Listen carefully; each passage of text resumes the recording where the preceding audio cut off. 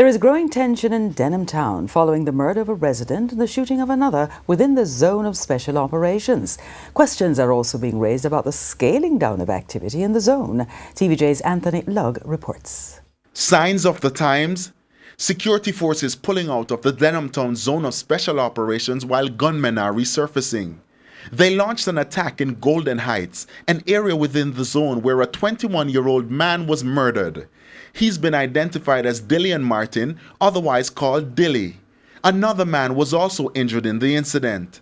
2 days before, gunmen shot and killed a man identified as Patrick Davis, otherwise called P-Boy. That killing is believed to be connected to an ongoing feud between men from Denham Town and Tivoli Gardens. Now, when the zone of special operations was first announced here in Denham Town, there was a security checkpoint at this intersection along Metcalf Street and Racecourse Lane.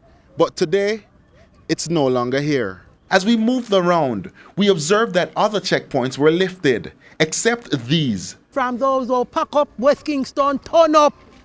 But the police insist that the zone is still in effect. Residents are not convinced. I go down the road when Zozo there and dog run me down, I fear walk with stone. 4:30 me left out of morning time, and this man when I go down the road, not a dog and me alone.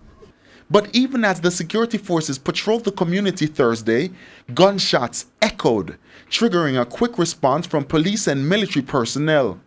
Residents rushed to the streets to get a glimpse of what was taking place. Moments after, 3 persons were arrested in connection to the shooting.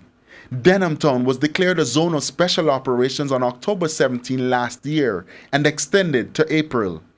Anthony Lugg, TVJ News.